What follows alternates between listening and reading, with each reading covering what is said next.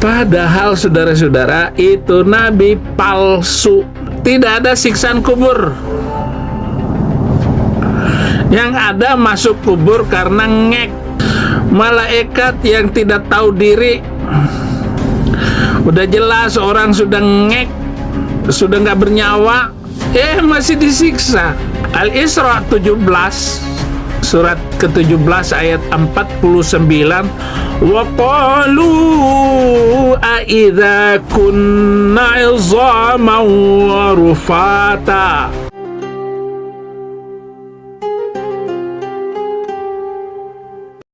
Saya dan para pembicara saya, siapa yang naik nanti, tentang cobaan kubur. Siksaan kubur itu adalah ajaran paling aneh di muka bumi, dan hanya agama terakhir itulah yang menceritakan tentang adanya siksaan kubur. Padahal tidak ada siksaan kubur. Yang ada masuk kubur karena ngek, atau ada yang masuk kubur karena kecoblos dengan sapi dan kebaunya jatuh ke dalam kubur. Itu namanya siksaan kubur. Gak ada orang di dalam kubur kok disiksa. Kebangetan malaikat. Malaikat yang tidak tahu diri. Udah jelas orang sudah ngek, sudah nggak bernyawa, masih disiksa. Apakah, terima kasih Bang Nek, ya, masa orang sudah jelas-jelas innalillahi masih disiksa? Itu namanya malaikat malaikat yang tidak mempunyai rasa pri kemanusiaan, tetapi malaikat yang hanya memiliki rasa pri kemalaikatan. Aneh. Ada sih orang yang disiksa kubur di kampung saya. Waktu dia berjalan sama menggiring kerbaunya, lewatin sebuah kuburan. Rupanya kayu penahan kubur itu sudah lapuk. Kecobloslah dia dengan kerbaunya sekalian ke dalam kubur. Itu namanya siksaan kubur. Kalau nggak percaya, ya masih hidup lah orangnya sampai sekarang ini. Dia kecoblosan di kubur di Kabupaten Bima, di Bima sana. Nah, itu orang yang pernah disiksa dalam kubur masih hidup. Al-Isra 17, surat ke-17 ayat 49. Wa qalu a idza kunna 'idhaman wa rufata a inna lamab'utsuna khalqan jadida. Mereka berkata, apakah bila kami telah menjadi tulang belulang dan benda-benda yang hancur, apa benar-benarkah kami akan dibangkitkan kembali sebagai makhluk yang baru? Nah, ini dialog dalam Quran ini. Dialog Quran terhadap pernyataan-pernyataan saudara muslim waktu awal-awal zaman itu. Mana mungkin kita dibangkitkan dari tulang belulang yang sudah jadi itu. Qaf surat ke-50 ayat 3. Aidza mitna wa kunna turaba dzalika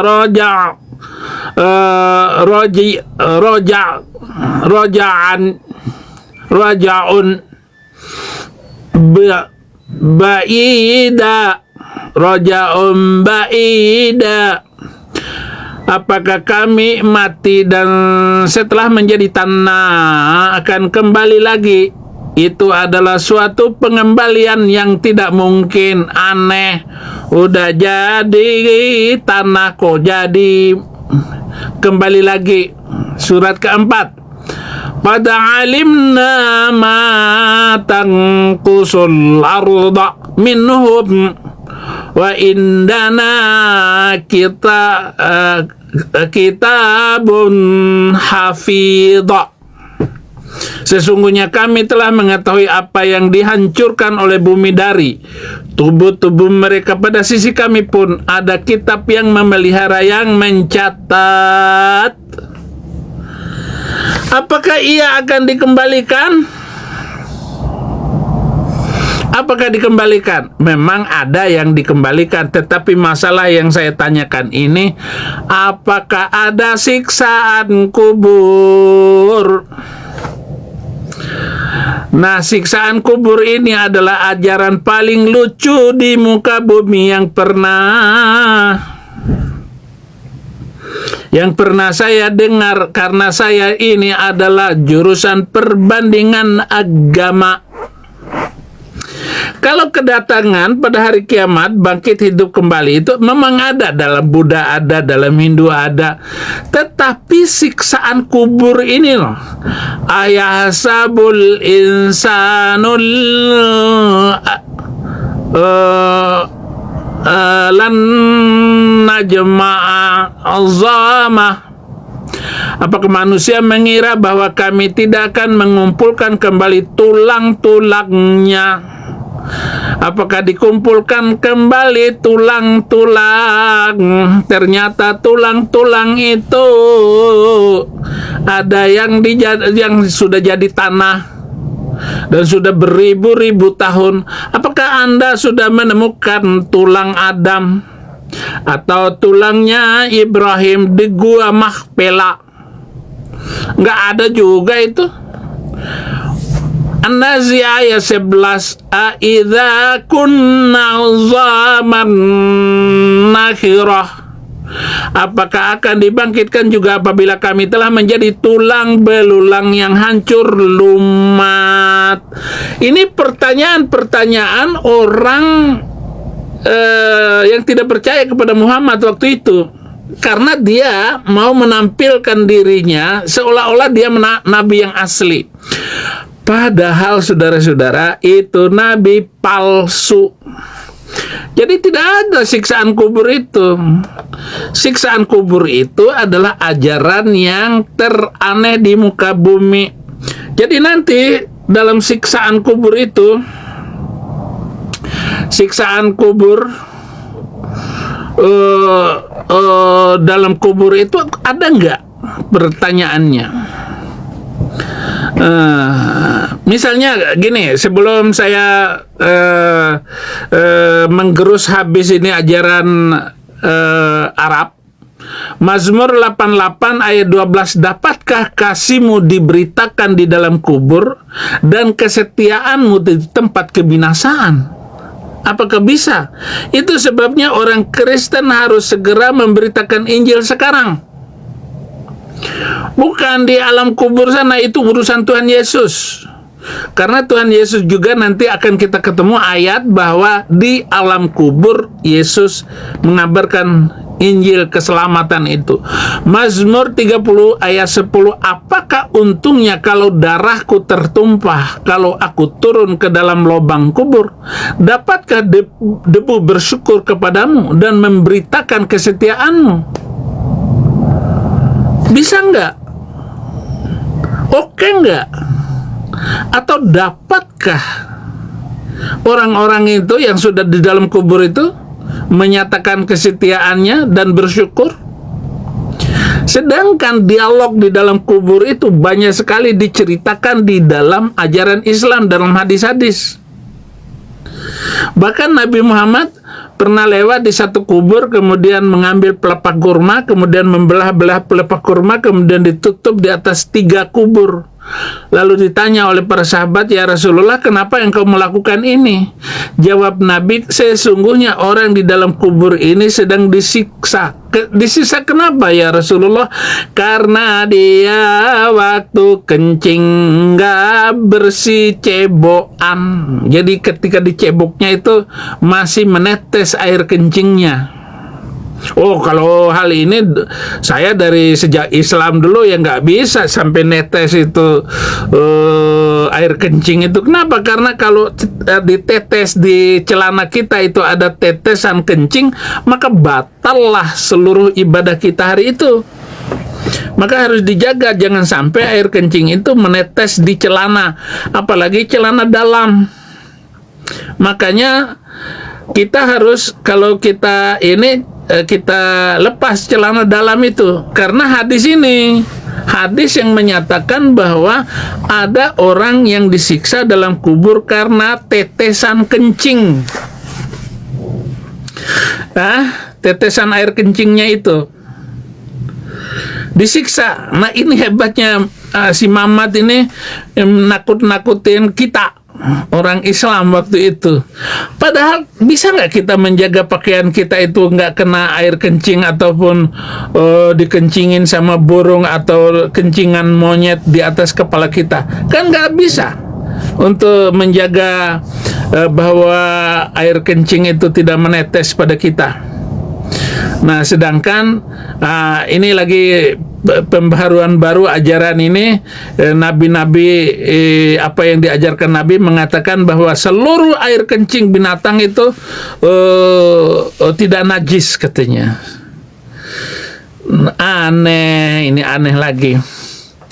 Markus 5 ayat 12, lalu roh-roh itu meminta kepadanya, katanya, suruhlah kami pindah ke dalam babi-babi itu, biarkanlah kami memasukinya. Oh, ini nih sudah mulai panas ini ayatnya. Saudara-saudara, terima kasih sayangku mengirim doa kepada Saifuddin Ibrahim. Yohanes 1 Yohanes 4 ayat 4.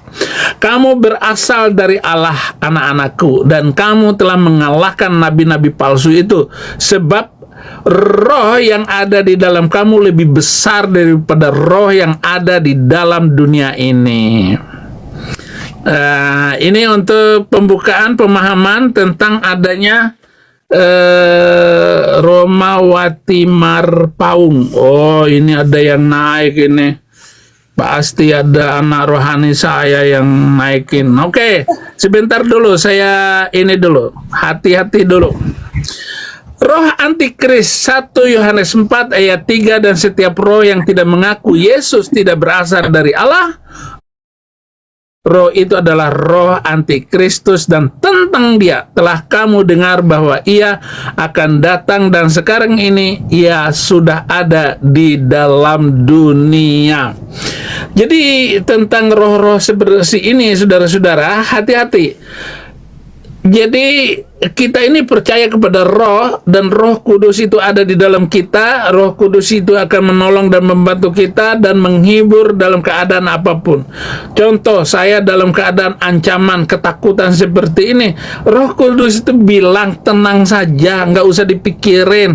Apalagi si Iskariot itu nggak usah dipikirin, nanti jalannya akan muncul dengan sendiri. Mazmur 88 ayat 6, aku harus tinggal di antara orang-orang mati, seperti orang-orang yang mati bunuh, terbaring dalam kubur yang tidak kau ingat lagi, sebab mereka terputus dari kuasamu.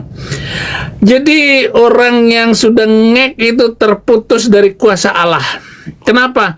Allah itu adalah roh, dan Allah itu hanya memegang roh itu, bukan yang sudah ngek itu. Bagaimana kok disiksa di dalam kubur? Coba saudara-saudara naik nanti ya. Nanti dulu kita akan berbicara benar nggak ada siksaan kubur di dalam Islam.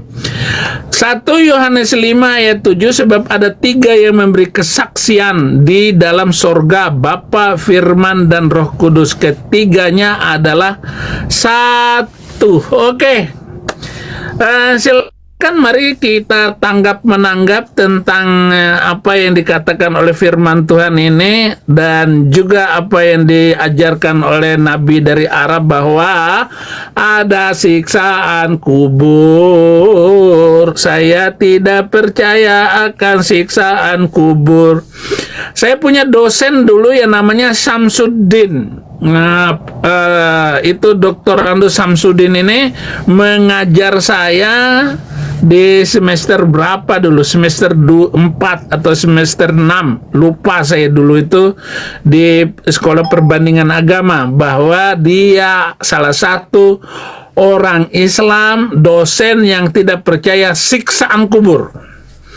Kenapa? Jadi sudah sering sejak zaman itu orang-orang itu membahas tentang siksaan kubur, apalagi orang Kristen dengan orang Islam waktu itu belum ramai seperti sekarang masalah perdebatan antara Islam Kristen ini.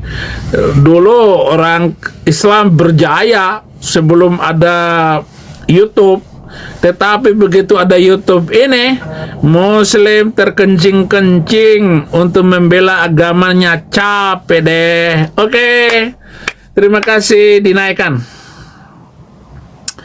Terima kasih Nur Hasan.